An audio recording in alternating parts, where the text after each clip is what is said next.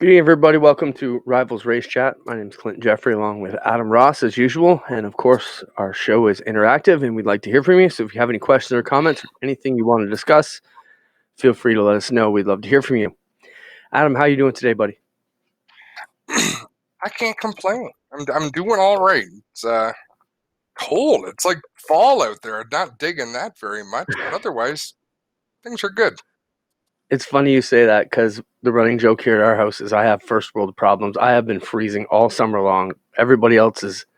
My office is in the basement in the studio, right? So I'm down here a lot more, and it seems to be 10 to 15 degrees colder down here. And I'm constantly in my hoodie and my track pants, and I actually go outside to warm up, and the rest of the world thinks I'm crazy.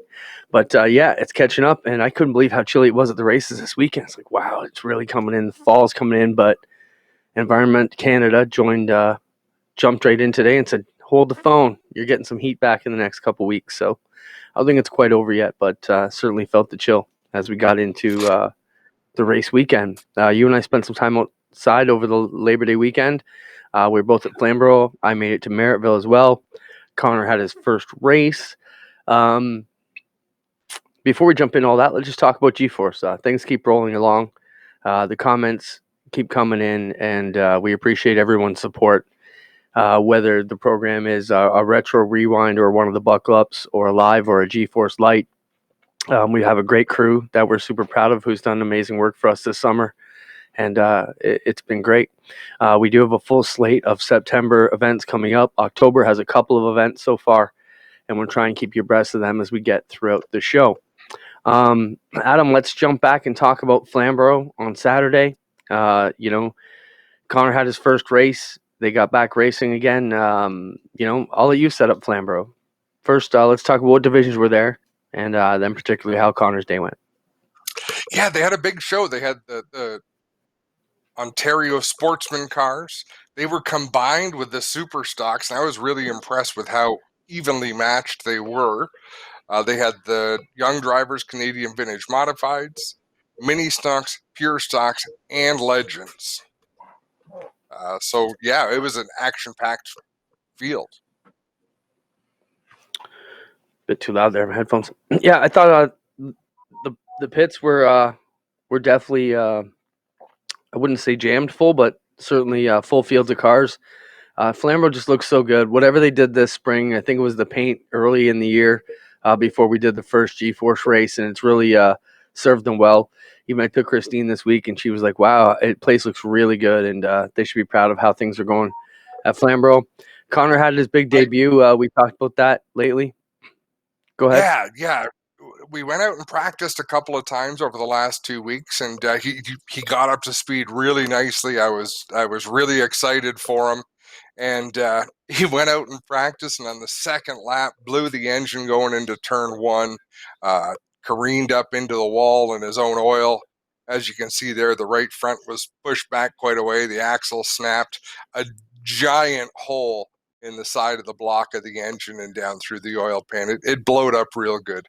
Um, John Carley was the car owner. He actually just purchased that 25 car and decided that because Connor was there, and I want to talk about this picture in a minute, Spencer. Leave that photo up. But he says, Connor's there, his mom is there, he's got a race. So John Carley said, Connor, you're driving the 19 car tonight. So get fitted into that car. And he was really nervous, Clinton. He did not want to drive it because he was worried about wrecking two of John's race cars in one day. But it was a good night. The heat, he was learning the car and the feature. He started 19th and finished 6th. So he kept his nose clean and had a lot of fun. Yeah, I think that's the main goal. Don't get in the way of the leaders. When they came around, he managed to move out of the way and not get in the way or be a situation that dictated the end of the race. And no, he looked good out there. Obviously, he also mentioned that he didn't love the car. He was more comfortable in the 25, and you just jump in. And as you said, too, didn't want to wreck two cars in one night, so maybe a little bit more timid than he would have normally been. But no, he did well. Um, And he Flamboro. Oh yeah, let's got a talk about your golf golf cart cart ride. ride from Dave Franks. And I never got a golf cart ride from Dave Franks from the accident. But Dave said to me later on, he said, I didn't know your kid was racing. And I said, no kidding. He says, I didn't know who it was that crashed that car. I said, Dave, you've been taking pictures of us since he was a baby. He says, I know, but he grew up. He says, we got to the end of the ride. He said, thanks very much, Dave. He says, I had no idea how he knew my name. He says, but he's a polite kid. So that made me feel good as a dad. So Connor definitely knows who Dave Franks is, and now Dave Franks knows who Connor is.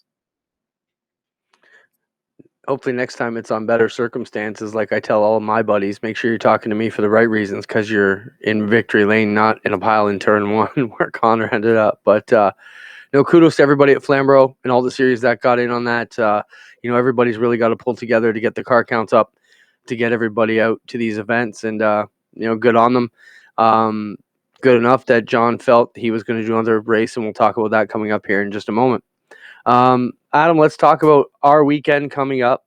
We have a full slate of action coming up, and I got to pull up my calendar here just to make sure we're up to speed on where we are. So this Saturday, we're at Sunset. It was originally supposed to be the APC at Flamboro, but a venue change came out last Friday. What can you publicly talk about there, how that deal came about, and what you know about why APC is moving from Flamboro to Sunset? Be careful. Yeah, of course. I think there just came a point where things weren't jiving between APC and the management of Flamboro Speedway. That I'm gonna go out and say it was probably a communication issue. I think they got to a point where enough things had transpired that hadn't been communicated that it just became uncomfortable, and it's not a good situation for either side, Clinton. But thankfully, Sunset Speedway is available. That's where they're going to have that race. So there is going to be a race this weekend. It's going to mean a lot more driving for me.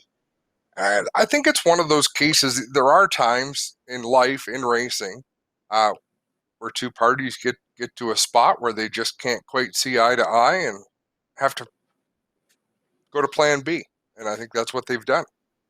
Yeah, I look at our Geforce crew kind of as a race team, and we're going to have to make some changes to it. It changes how we do. I mean, we just did some work at Sunset there a month ago, and I didn't think we were going back, and we tore all our cable out, whereas everywhere else we went in the province, we pretty much left it in place, and now we're going back there. So we will have to adjust that. For us, it takes, to do it properly, 3 lifts. So those are some rentals we're going to have to incur there to make that work. But our team, they'll come together. As for your driving issues, half the team's excited. Alex and Spencer and Daniel, they all live up there, so they're pleased it's coming their way. And for half the crew, it's going to be good. So that's going to take us to go ahead. I have to be at Jukasa Saturday morning, so we've got to go to Jukasa, do a stand up with Joel, do some shots for the TSN broadcast. So it was going to be a leisurely drive across the back roads to get from Jukasa to Flamboro, which I've done many times. Now it's just going to be a little bit farther. We'll go from Jukasa to Sunset. And with me blowing up your phone, you're going to have a leisurely drive anywhere. I'll be chirping you. Where are you? Bringing us pizza. Get here now. Yeah. Just place your orders. Yeah, we'll be there. But yeah, let's talk about that. I'm not sure who else was affected in the original talks of the conflict, let's call it, mainly NASCAR racing at Jukasa on the same day APC is racing at Sunset now. Some teams and other people like us, auxiliary staff, are going to have to try and do both or manage both ends. This definitely makes it more difficult for folks like you who are going to have to do that drive. I'll be up there early on Sunset with the crew getting ready for your arrival. But Saturday, we're with the full crew. Our third of 4 events here for the APC series, and man, we've had some great excitement being out there with them. We're excited to bring you that race. That's going to be live on the channel this Saturday evening. I think we kick off. Spencer, can you fill me in? 5 o'clock, 3 o'clock. What's that? 5:15 on air. Okay, so right around dinner time Saturday, we'll go live from Sunset Speedway. Then, of course, Geforce Light has been in full force lately. So if you're a race fan, hopefully you've been catching some of the amazing action we've had this past weekend. We've had Merrittville on Geforce Light. We've had Brighton last night, Sunday rebroadcast. Tonight at 9 p.m., we played the Merrittville Enduro from Sunday. that went on there. So make sure you check that out. This weekend we're going to be, as I said, APC full and live with our full team. Sean Robertson will be at Merrittville catching their event, which includes 360 sprints. Sunday we jump over to Humberstone for the crate sprints and 360 sprints. That'll again be recorded by Sean for Geforce Light, which will air Monday night. And Adam, you don't know this yet, but I think you and I are going to have to announce that Jonathan Howe's away, or maybe we can bribe Stephen Petty into doing it for us from America because we have the technology. Yeah. Gary did a good job jumping in with you yesterday on the Flamboro broadcast. That was cool. So we know we can get that done. So I'm just looking at the schedule and still rolling through it. Then, actually, let me go back to my run-in here. Next weekend, it just came about. We're right on par. What I have on the rundown, the Dirty Doubleheader, and that is in Niagara.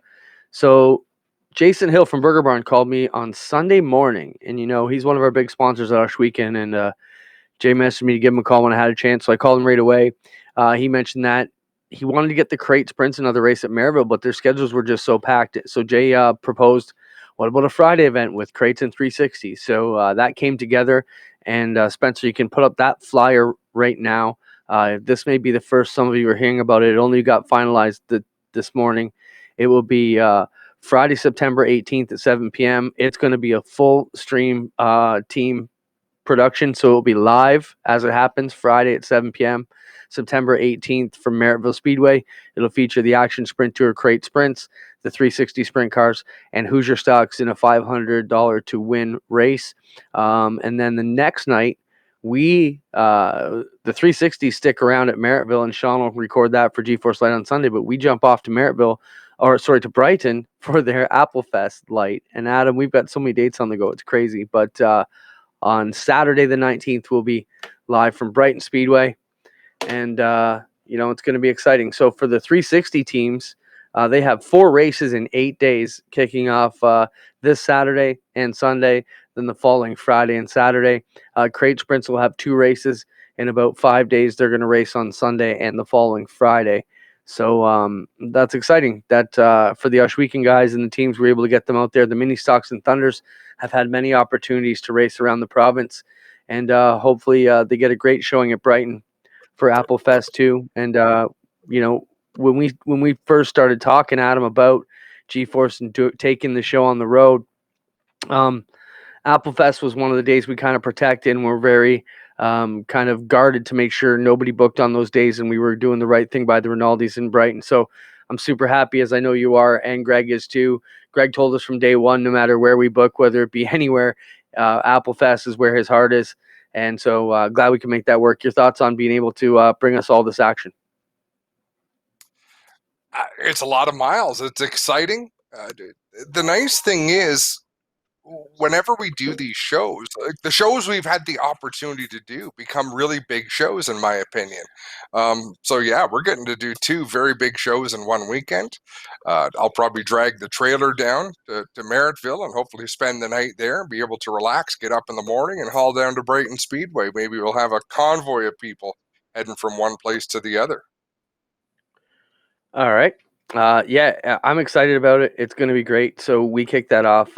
Busy weekend kicking off for myself this weekend. I'll have to do both Saturday and Sunday, but whenever we do a full stream package, it's quite a lot of work, but excited to get that out there. So Adam, we talked about Flamboro. They just booked another race for October 3rd. It's going to be a pro late model race after the APC series is over. I talked to John Caselli today. They don't have funding to get our full stream team out there yet, but it's not something that we're ruling out just at this point in time right now. But that race just came together. What do you know about that October 3rd at Flamboro? We suspected they would be doing something. I thought it would come later in the month personally, but John chose the 3rd. Yeah, I heard about it. So many rumors have come out the last couple of days about racetracks running on certain nights. I generally choose not to believe, not to not believe things, Clinton, but really just not listen until something gets announced, a press release gets put out, an official post gets made. It makes my life a lot more pleasant, not having to guess at things. No, for sure. So we'll see how And that one Dave goes. We'll Gainforth, follow that story. as we get closer to Dave it. Gainforth commented to say don't forget about his date either, because I believe he's got a show at Sunset. Yes. So I was getting there. As part of our Geforce Lite package that we've got going on, we will be presenting also on the 19th the Oscar event at Sunset, and we're excited to be bringing that to you.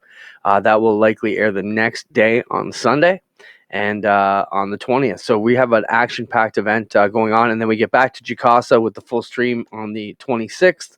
We'll see what happens on the 3rd. Then the 4th, we're back to Brighton for Eve of Destruction, the first one we've ever done. But I'm excited that Dave and his crew came out to us. They've been good partners with us through these APC events, and we're excited to keep pushing them out. It's tough to get our stream full team out there because we already booked at Brighton, but it also costs a lot to get the full team out. So we can still do some awesome stuff there from Sunset. The Geforce Lite stuff's been great. If you haven't had a chance to check it out, go back on the channel and pick a race from the recent weeks and get your own track announcers to make the call. It's been great.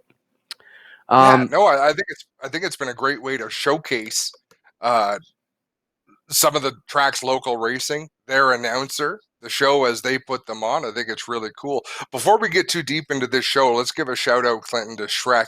He hasn't been feeling too good the last little bit. He's in the hospital right now, and hopefully he's on the mend. But Shrek, we're thinking of you, and we need to get you out of that hospital. There's some races coming up. Shaq needs to stay away from the racetrack. It's not what he wants to hear, but bro, this is the tough match you need to hear. I saw you at Maryville 2 weeks ago, and you're trying to show me your stitches, and you're getting all dust in it. Just get better, man. We need you around all next year, not just a couple He nights can this go. year. He can go to the races. Just keep everything covered up and don't be lifting on stuff. So What he doesn't long know term.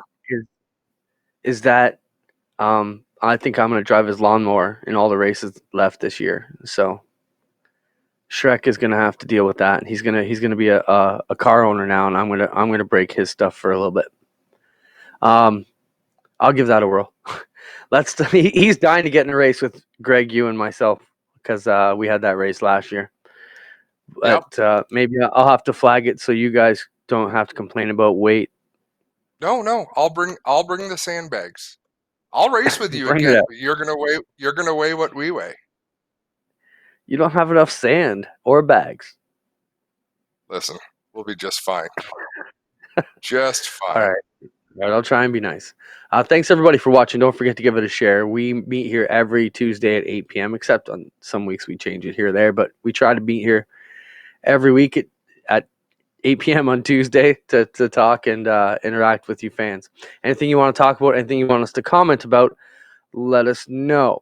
So as I look at our rundown for the day, I think we're pretty much good. This brings us to a very serious thing. Spencer, I don't know, did you cut the end of that race from Saturday, the caution? So this would be this is a serious deal. Adam, Phil Potts, longtime racer at Brighton on Saturday night, was racing in the late model feature, and basically just spun out in the infield. And I went back to look at the incident because we had heard that the medics went to the scene, but there really wasn't an incident.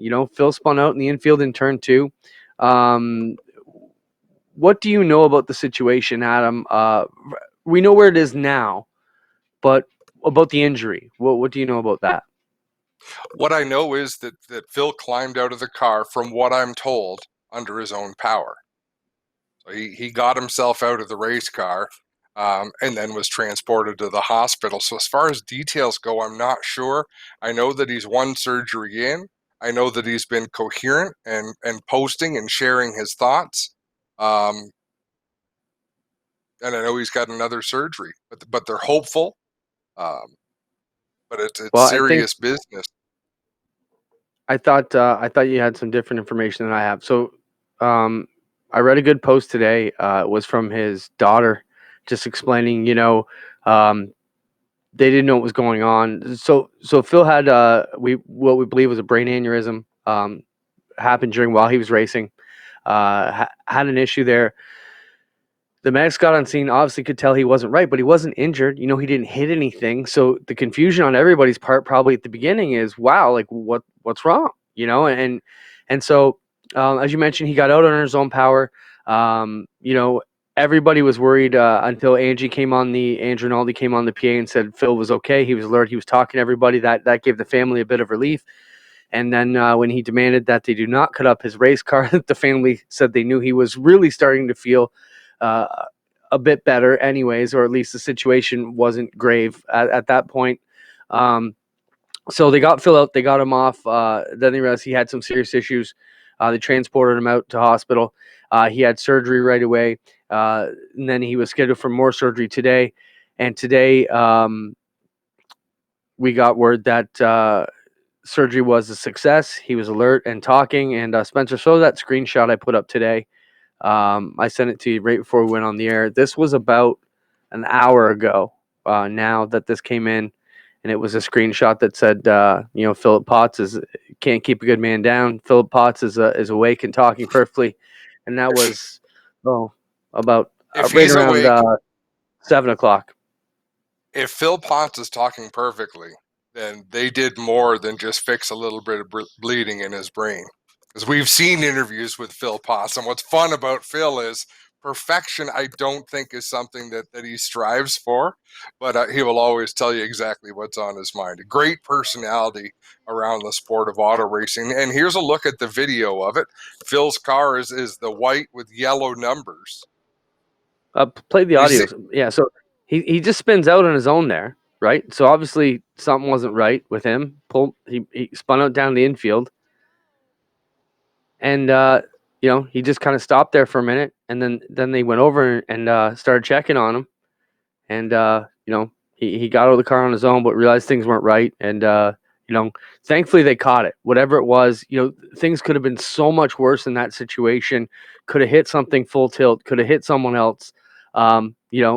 In a horrible situation, that's probably a best case scenario. So a shout out to the Potts family. He's a dirt tracker. He'll be all right. He's gonna be back in that car before you know it. But just like anything, the racing family jumped in right away, and the Charlie Sandercock team.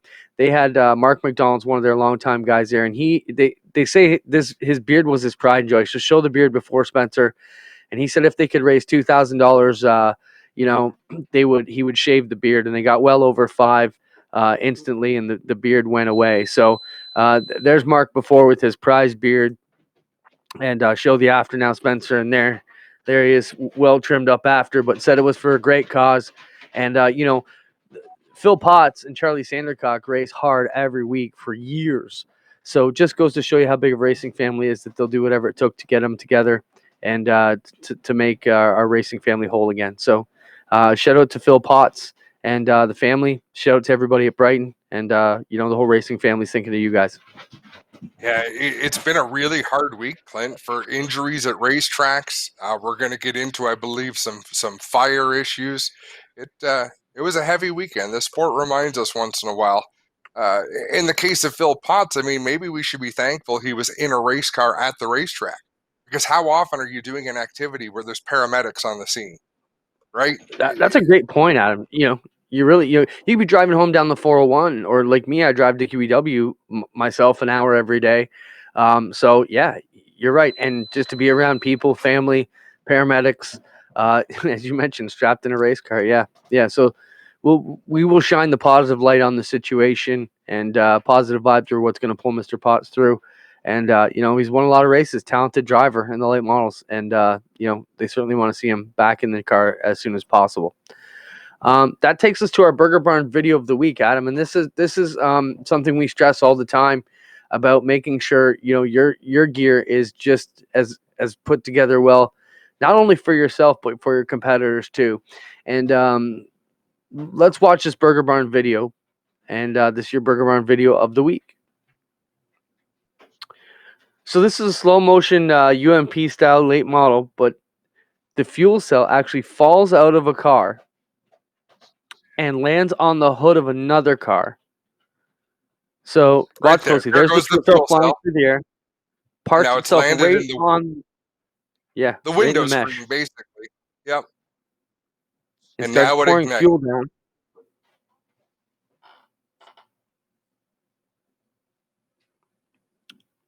Scary deal. Thankfully, everybody got out. Nobody was seriously injured. But wow, Spencer, play that again. Just we've got a chance to look at it a couple times, so it makes sense to us. But maybe for the viewers again, yeah. So as we watch the video again, I'm just going to try and pull up the post that was commented on today. Okay, so someone just ran into the back of that car. No, they didn't. So the one the fuel cell landed on had just run into the back of the car in front of him, but it was the car in front of that one that the fuel cell fell out of.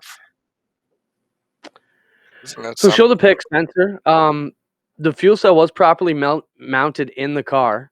We'll watch it till it actually goes again, and then we'll show you the fuel cell of itself. But so there's the fuel cell, pops out, and man, just pops itself. Imagine that I'm driving along, and all of a sudden it starts pouring fuel down in your lap, and you're thinking, okay, it hasn't ignited yet. Oh boy. Wow. So many good things there. So there you see the fuel cell, Adam. And the team actually commented when they shared this picture that the welds broke. So it was properly bolted into the car using all the proper safety straps and everything. But the actual mounting bars on the frame that support the fuel cell, the frame broke from the frame and separated. So the team was going to do some investigating. I'm not sure who built the car, so I don't want to place any blame on it, but that's what we know so far about that situation. But a good bit of And luck there. regardless of who, Make sure nobody got hurt. regardless of who builds a car, you also have to maintain a car, right? So it could be, and let's pick on Bicknell because we know they're a phenomenal race car builder. You can take a Bicknell chassis, and if it gets hit too many times or exposed to the wrong elements and not maintained, not properly looked after, bad things can happen to a good race car over time. Well, that's why I want to say probably 10 years ago they started welding the plate. It's about this big, rate on the down tube that you pretty much hold on to get into the car that says racing's dangerous. And I'll have to get the actual saying off that side plate. But yeah, they're warning you right off the bat that you need to maintain your stuff. Yep. That takes us to another scary fuel fire. This happened in the late model world this past week or so. So a team was filling a late model team related to the Rick Eckert, I think it was his grandson. They were filling up their car, and a lot of teams for many years had a fuel filter inside the car, inside the funnel that they use. So Spencer, show the picture that I sent you today, and I'm just going to try and find. So you see the white piece there, that goes down in the center, and that's a filter. And it's a wire mesh. If I'm not mistaken, that filter is a I believe metal. Yeah, so they're saying now what they've learned is after the very unfortunate incident that happened Saturday night at Port Royal Speedway with my good friend Rick Eckert's grandson, I feel like I need to get a message out to all racers because we deal with so many in the racing community. The fueling of a race car or the transfer of fuel containers is a very dangerous task, and sometimes we forget we're dealing with a highly volatile substance. Over the last 6 to 8 years, there's been quite a few incidents that we've heard of with fueling of race cars or transferring a fuel product. The one common denominator is a filter of some kind in the fuel. 3 to 5 years ago, it was a mesh nylon type filter that was common, and we had a number of customer fires. So this is Jeff Barrett making the deal. So what they're saying is, do not put your filter in the fuel funnel or whenever you're transferring fuel. They're recommending put a rubber hose over the actual snout of the and transfer it that way, so you're not making all these extra fumes and static. The other thing that goes on to say is the only thing that's happening is the filter is causing the fuel to aerate, bringing more air to the fuel and becoming more fume-like. The fumes will ignite easier. Static electricity is everywhere, and we as humans have static electricity in our bodies. The use of a ground will not have much effect when the bladder is made of a composite, nor the use of plastic containers and funnels. So what's the answer? First, get rid of any type of filter, mesh type steel filter or paper that's in the funnel. Then maybe we should be using a hose attached to the top of the 5-gallon jug and eliminate the funnel completely. In over 45 years of racing, I've never used any type of filter to filter the fuel going into the car or container. We've always looked at it that the car has a large fuel filter in it, and if you service it regularly, there's no need to filter the fuel prior. We don't want to see any of our customers having any fires, and there's been too many lately. And one too many when it hits this close to home is preventable. So let's help spread the word to all racers. If you see anybody transferring fuel with a filter or using a funnel with a filter, let's politely educate them why it's super dangerous. And, the proof is in the pudding, Adam. It can certainly happen. So fire is the name of the game. And with that, I'll throw it over to my safety salesman to talk about why I still see drivers not wearing gloves in any class. Well, Even a pair of garden gloves is better than none. That's not right? true. Well, Untrue. Because, and here's why. So let's educate while it's we're a on the false topic. truth. Because Just let me get it I've right. seen people, You're right. okay. You're right. I'm just saying, if a bar's on fire, and this is where I came from, and I could be totally wrong, and if I am, I'll admit it. I was just saying that I'd rather see you have a garden glove on to grab a piece of steel that's burning to get out of the car rather than your bare hand. But you tell us why even no gloves may be better than some gloves. I'm going to say fire-resistant gloves are what you want to wear. Reason being, I've seen a lot of people wear go-kart style gloves to drive a race car because it makes them look like a race car driver. The reason it's a problem is because they're going to melt. Go-kart gloves, a lot of garden style gloves are made of different type of plastic or nylon or polyester, and it melts. So if you get flame on it, if you put your hand through a flame, it won't get burnt if you just pass through and take it away. If you're wearing a nylon type glove, it melts, it becomes a second skin. And guess what? When they pull off that second skin, your skin comes off with it. So that's why I'm saying I've seen people wear go-kart suits to drive a race car. You'd be better off out there in your boxer shorts and a t-shirt, because the damage that would do in a fire is horrific.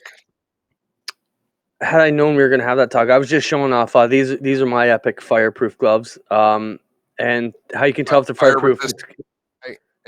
Fire resistant. Sorry. Especially since you're part of OSR, right? Yes. Fireproof almost doesn't exist. Fireproof isn't something you want to say. Fire resistant, because when it comes to safety, you can choose how resistant you want to be. You can buy single layer gloves. You can buy double layer gloves. Same with the race suit. You can get multiple layers. So how much resistance do you want to have between yourself and the fire? But as far as fireproof, yeah, it's like saying a race car is safe, right? Like saying this is safer than that. Now, you never want to use the word safe in a race car because it all depends what you do with it. We're splitting hairs here, but yeah, fire resistant. I was trying to show off the SFI label there. So explain to the viewers what they should be looking for, Adam, with the SFI label. That basically means it's fire resistant, correct? Yeah, and there'll be different levels. So, geez, it's been so long. SFI 5, a double layer Nomex suit, and it really doesn't matter the number of layers; it matters the quality of the material.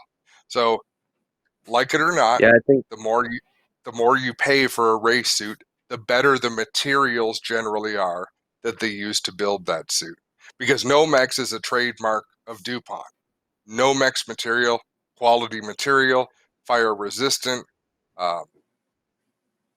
The liner of the suit, the outer shell of a fire suit, it all makes a difference. So if I want to say a single layer suit is what SFI/1, a double layer suit is SFI/5, and what that is how long basically that suit will hold up in a fire. All you're doing is buying time to get away from the fire. And the SFI different standards will basically let you know how much time you have to get out of the fire. good education. If you have any questions, give our buddies at Epic Racewear a call. They'll fix you up. Adam, you deal with Leaf. So, there's lots of people around who can get you the right answers. and not a bad idea to be wearing that stuff when you're fueling your car either. Let's talk about live video equals DQ. So, team got disqualified at Thunder Mountain, Adam, for posting a live video on the weekend. I thought it was something we could talk about. We see it quite a bit. I don't understand the mentality of it. I mean, I hear their argument, but I don't see their argument, if that makes any sense. Wow, I'm shocked they've taken it. So I guess this team had been told multiple You times not to be filming live. and that's really the moral of the story. You and I can argue about whether people should be posting live videos or should not be posting live videos. That's a different discussion altogether. But number one, if you make these rules, you have to enforce these rules. Number two, if you've communicated this to a race team, you don't even have to communicate it to them if it's a rule that you have. But if you have, you would expect that race team to cease and desist, or you're going to get tossed. Like that's really it's kind of a no-brainer, isn't it, Clint? 100%. If you make a rule, you have to police it. Or, it's like we talked about with Todd Gordon and Mike Bowman. They have rules there, even though they said, hey, it's all right. We forgive each other. You can't let that go for the rest of the field's sake. I don't know, man. It doesn't make any sense to me why they are still trying to prevent Facebook video. And, we're a streaming company. Yes, we don't do pay-per-view, so sure, it's easy for us to not worry about a viewer. But if you can put your stream up against, or let me put it this way, if you can put a live video on Facebook up against your stream and you're worried Your about stream it being sucks. competition, you are in the wrong business, my friend. Yeah. Because I'll give you a perfect example. I don't Flambro enough, but there's usually some regular Saturday the past couple of years doing a Facebook Live video, and it'll pop up. So I'll start looking at it. And I know most of the competitors at Flamboro, but do you think I can make sense of what the hell's going on there? No, you just see cars going by, you get a bit of the roar. You can't make sense of it. And I consider myself a highly educated short track guy around here. Like, same thing. You let me watch a race from Merrittville where I know every single car in every division. You still don't get it's nothing to worry about. To me, it is so petty, I guess is a way to put it. I just look at it this way, and I've said this many times. Someone says, "Hey, where's that video coming from?" And I'm videotaping live from Merrittville. I say Merrittville Speedway. Really? When do they race? Saturday nights at 7:00. How long has that place been there? 65 years. How much is Yep. it to get in? $15. When can I come with you? Sure, I'll pick you up next week. Meet me in the parking lot. We'll have a cold one before we walk in. Like, they're doing the marketing for you, stupid idiots. Like, how much more can people do your job for you? It Hmm. pisses me off. It's so petty and immature. It is, you know what? People with that mentality, you deserve to have the sport die in your lap because you're not moving forward. The world's changing. Get with it or die. The dinosaurs couldn't do it. You're going to be one of them. It gets me fired up, man. It pisses me off. I see You know, that. it's I see that. so stupid. You know what a bigger problem is? They should be banning race monitor at the racetracks because I can get a way better picture of what's going on by sitting there watching my phone on race monitor as the cars blip off as they hit every lap, and I can tell who's ahead of who and who's coming and who's going. That's way more dangerous than a Facebook Live video, and it doesn't even do anything for you. But they allow that. Mhm. You know, I don't know. Am I off base?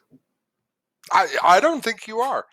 Now I embrace what the tracks in the States are doing, charging pay-per-views. I mean, that's so they think if you're looking at video from a racetrack, you should be paying for it. That's not our mentality here, Clinton. So, you know what I mean? It's kind of, we're not in that, we don't have a dog in that fight, but it's just fun to talk about.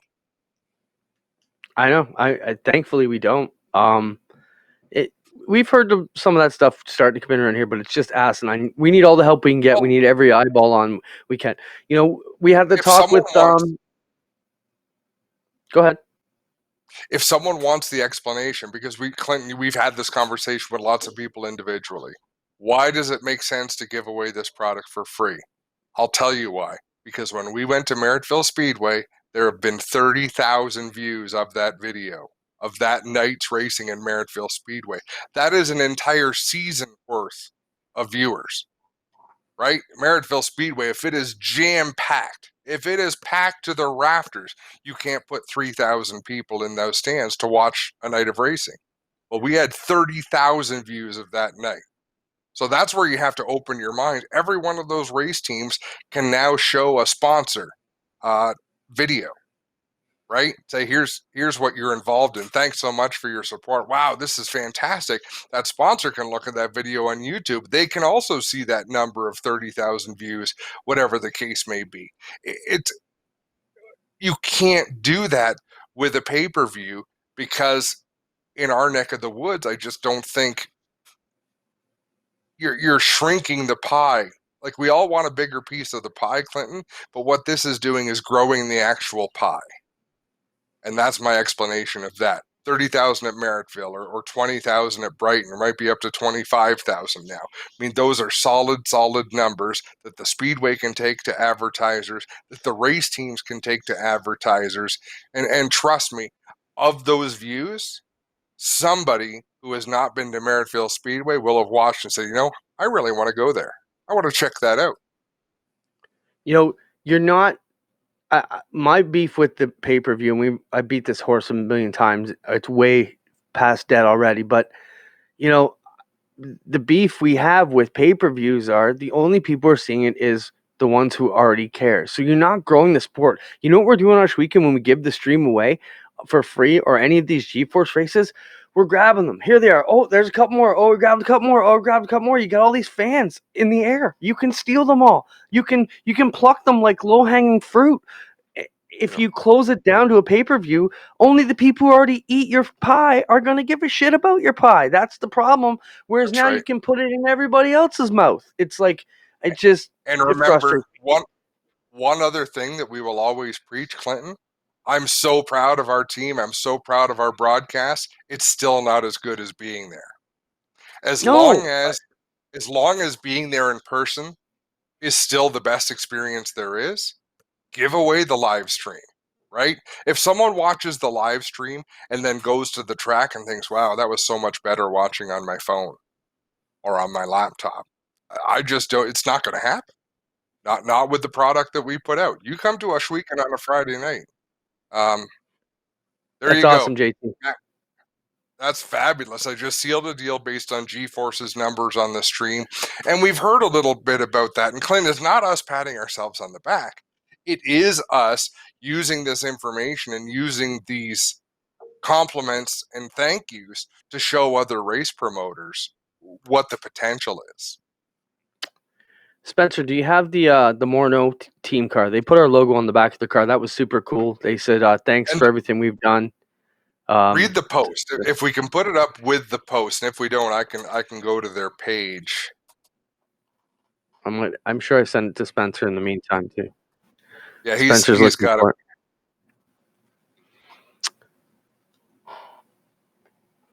There it is. 2020 has been quite a year. Our race teams made the jump to the APC series, and no fans are allowed. Thank you to Geforce TV for broadcasting all the races for free and allowing our families and sponsors and fans a way to watch. Over 19,000 people have watched the Jukasa race alone. As a sign of appreciation, we will carry this sticker for the remainder of the year. So that's awesome. They slapped the Geforce TV, and thanks from our sponsors, families, and fans. That's a heartwarming thing for us, for sure. We certainly appreciate their acknowledgement of the work the team has put in this year. It's been great. And again, Clint, it's not about us. We're not going to dislocate our shoulders trying to pat ourselves on the back. We're just really proud of our racing family. Like, they're proud of us. We're proud of them. Together we grow, right? Like, we're standing pretty tall in a year that's been so very hard. People are standing tall. There's lots to complain about. Things are not perfect, but if we can find a silver lining to this cloudy summer, I think we need to just to get behind that and be pretty excited about it. So thank you to the Morneau family, Randy and Ray and Lisa and Dana. Really cool gesture, and we appreciate it. Yeah, I mean, it's great that we've been able to be there and kind of keep the fans interested. You know, that's why Mark and the Rinaldi started getting races. I can't have everybody going out and buying boats on me now. We got to keep the sport going. So we better get some races and give them a reason to stick around. And, you know, thankfully we've been able to do that. Our coverage is really ramping up. We're going to have a lot more live stuff going on in the next month than we've had for most of the summer. So we're excited to continue in that trajectory as well. I had something else I wanted to say about the stream, but I can't remember what it was. We'll get back to it. You know, once again, it's just keep pushing it out there. I think it was back when you said, oh, I know what it was. You were talking about we give it away for free and it's still better to be there. I'm a big fan of Supercross. I watch it religiously in the winters on Saturday nights. Then I went to it at Sky Dome, and I thought, oh man, it wasn't as good. I'd rather just watch it at home. The coverage was way better. And then as we started to get more and more in depth with our coverage at Osh Weekend, I said to Glenn, man, I don't want to make sure that we never turn it into way cooler to watch from home than it is from here. And he just looked at me and goes, with these cars, that'll never happen. You know, so you know, something to think about. But yeah, we certainly want to keep pushing that free stream. And what we also want to do as we move forward, Clinton, is show people enhanced viewership. So people that are at the racetrack, and there's some really cool things going on at Oshweekend Speedway in particular. We want to see our fans in the stands with their phones out, right? When something wild happens and they're looking down because they know they're going to get multiple replays, right? That's when we're really driving it home.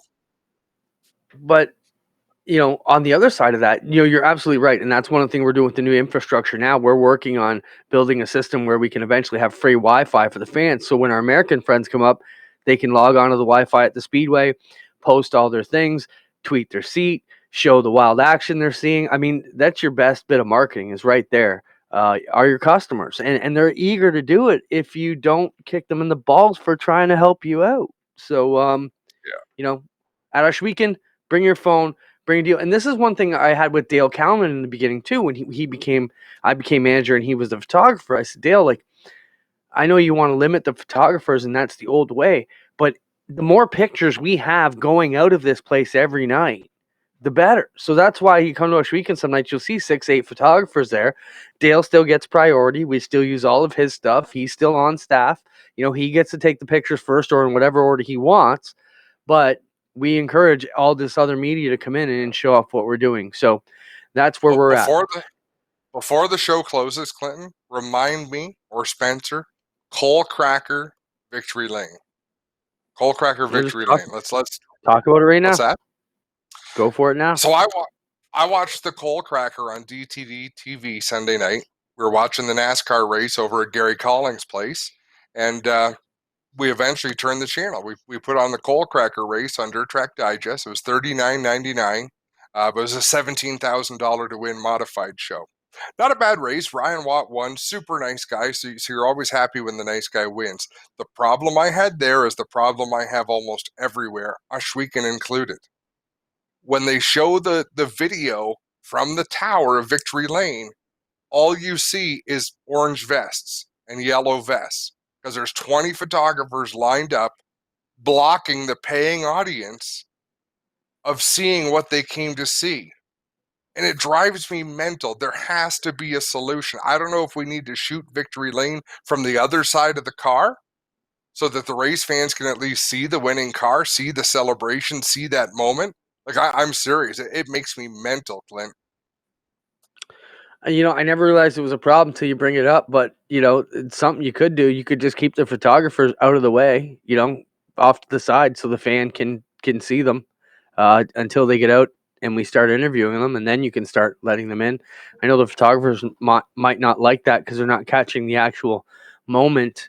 You know, for us on the stream, it's not that bad because we are getting right in there with the camera. But you're right, for all the fans who are sitting in the stands, it can be frustrating sometimes not to see anything. I think, you know, it's the same beef I have whenever I do a redraw and every guy brings out 8 crew people and they all sit on the blocks in front of all the fans to see what's going on. And I'm like, this is terrible. What are you doing? You know, the redraw jumped the shark 10 years ago. Yeah, I agree. I'm not a fan of it either. Even the 4 wide, I think, has jumped the shark for me too. I'm done with that, unless it's like the Nationals or something major. I know on the Action Sprint Tour, we've been doing it this year a bit to salute the fans at home watching, but for the most part, on a regular, we don't. We just get right into it and don't mess around. For those watching, don't forget 10 minutes until we go live with the Enduro from Sunday at Merrittville here on the channel. So that's coming up at 9 p.m. Right after our show here tonight. So thank you for sticking around for that. Let's talk about something, Adam, that came up. This came up the last few weeks on the show. The Brandon White, he passed away with cancer. And then they put together this rap for him, Adam. And, I sent it off to you guys right away. And I was like, fitting tribute or, not the right thing to bring to a Speedway. So show it, Spencer. So this is a rap they made. Adam, you tell the story better. You knew these guys better than I did. Oh, there's nothing to know. This is the rap that they put together to honor Brandon White. And what does it stand for, Clinton? FUC stands for crap. FU cancer. No. That's where I came from it. Same with me. I mean, it's clear as day. But there is an actual a word that starts with F, a word that starts with U. Yeah, I know what they are, and I can't say them. No. Someone's going to comment it, and we'll read it when they comment it. It's a tribute to Brandon White, and it stands out. It sends a message. Yeah, okay, so put the car up again, Spencer. So, tribute makes sense. There's millions of people out there that are going to love this race car for what it says and what it stands for. But as a family-oriented sport where you're trying to bring kids into school or into the tracks who just went back to school and they're learning to read and they can read that, does the track allow that tribute, or should the tracks be standing into the sanctioning body and saying that doesn't go? What are your thoughts on that? Like me, that's my favorite word. You know that. I use that word a million times a day. So I personally have no problem with what that says. But as the manager of the Speedway, I have a little bit of a problem with what that says. Yeah. I understand people feeling so strongly about it. Now, is this a You know, NASCAR? if you lose Like, someone is to NASCAR going to allow that to race? I can't see NASCAR allowing that to ever hit the racetrack, quite honestly. But as you say, it's driven from passion. I don't think it's driven from vulgarity, in my honest opinion. But I don't know that will matter to the higher powers at NASCAR when it comes to wanting to get that on the racetrack. And crap, I wish I could remember that. Driving me crazy. I don't know what So you're... if you wanted to try to explain it, like you and I both know what it says, F cancer, but there is an acronym that people use, and I can't remember what the hell it is. All right, we got 7 minutes to go before we roll into the Merrittville Enduro. Let's move on to Auto Club Speedway announced today, and I actually had to look, is this an April Fool's joke? But apparently it's not, because the configuration came out. They're going to turn, what is it, a 2-mile oval back into a half-mile, which is quite interesting. Spencer, show the imagery. Now, when they said they were going to turn into a half-mile, it was not really what I envisioned. I didn't envision it to be a long paperclip style. So it looks like they're going to use most of the grandstand on the main side still and just stretch that half-mile oval right out like a long hot dog. Adam, what do you think about that? It's super long straightaways. What do I think about stretching my hot dog? Is that what did you just Yeah, ask me? I asked you. What do you think about stretching it like a hot dog? You know, I like California's it. produced. Yeah, me too. California's produced some good racing. I just don't enjoy watching it. If that makes any sense. Like it's there've been races that were close and exciting. I find it a bit of a snooze. Unfairly, I feel the same way about Michigan International Speedway. I prefer short track racing, so I'm all for it. Let's do it. For a long Yeah, time, we heard about cookie cutter tracks, and I'm excited because it's a new configuration. It's not like anything else. They could have just made a Bristol or like a Martinsville, but they've done this. I think it's going to be exciting. I love the idea. It's begs the question though. You know, not too often you see them taking a major speedway like that and downsizing it, but Yeah, makes me want to go there now. So No kidding. maybe they're winning the battle already. Gary Calling sent me a possible answer, and I don't think it's right. So Stephen Ovens saying it's a nonprofit Canadian charity, early detection. Yep. Crap. I still don't think NASCAR's gonna like it. No, I don't think. Well, back in the day, if you remember, racingjunk.com was originally called redneckjunk.com. And like race suits were ordered, thousands of dollars were spent. And the name got kiboshed by the powers that be, saying, no, that's stereotypical. Which is crazy to think that redneck they wouldn't be allowed.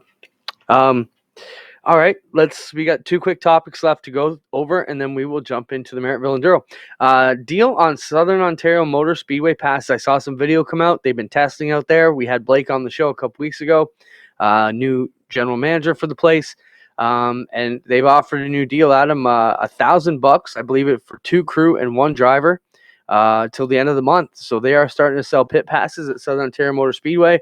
I thought that was a great deal for any of the teams out there. So if you're around, and you're one of their drivers, look them up, southernontariomotorspeedway.com. Pick up your season's pit passes for next year at a clean $1,000 for 3 people. That's 2 pit and a driver. And I think that's a great deal. So good luck to them down there. And for the amount of effort, money, time, effort they've put into that facility, folks, if you're down there, and if it's something you can do, I know some people aren't in a position to do that right now, but if you are, by all means, support that. Give those guys a hand. They need it. The track looks big, long straightaways, wide turns. It looks like it's going to be a badass place for sprint cars and everything else once it gets going. So the more I see of it, the more I'm excited to get out there and actually put the Action Sprint Tour and the 360s out there on the track and see what they can get doing with the other great classes they've got there.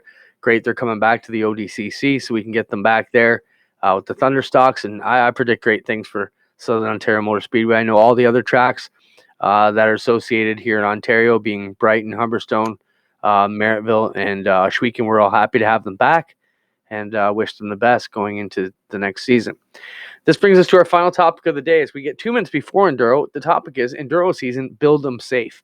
Adam, you and I have been around announcing for almost 25 years now. We've seen lots of crazy accidents. My most undesirable thing to announce is an Enduro. It seems like the guys, our teams, when they see an accident, the regular racers tend to back out, see what happens, and then they gas through it. I find that the Enduro drivers just see trouble ahead and go extra fast because they see opportunities to make, and it makes for very dangerous situations. And, we all know that I hang out at T-Max Bar and sometimes grill, and James Michael Friesen hangs out there too, and he's a sportsman driver at Merrittville, and he was talking about this. They're getting a car out of the bushes to go race, and showed the pictures of the car. Car stalled on lap 2, had to sit there for a while. It folded up pretty good on him, and he's probably feeling it today. And this was a full-blown pure stock V8 type car from back in the day. They just put a new fuel cell in, if I understand it correctly, to make the distance. So thankfully they did that. But look at that car, Adam. And that was a car with a full cage in it. Just goes to show you how scary these accidents can be sometimes. So if you're out there in the Enduro, make sure you're doing it right. I don't want to give away the ending of the Enduro, so we'll talk about that next week because it's coming up directly after this. So we'll talk about the situation that went on throughout the Enduro at Merrittville. Watch it if you got a chance. Spencer, what's the runtime on that Enduro tonight? I think it's about an hour and a half. Yeah, it's about an hour and a half. So if you want to stick around until 10:30, you can catch the end of the Enduro. Wild event, well over 60 cars. I think it was close to 75. I didn't get the actual amount, but it's going to be a packed field coming up here in about 1 minute's time. So I think that does it for us, Adam. Great chatting with you. Thanks, everybody, for joining along with us. Make sure you tune in to check us out. This Saturday, we'll be live from Sunset Speedway with the APC and Oscar Series, and then we get back to it on Sunday with Geforce Light coming at you live. We'll probably be Geforce lighting it on Sunday and maybe Monday this week. So that's it. See you next Tuesday, Clint.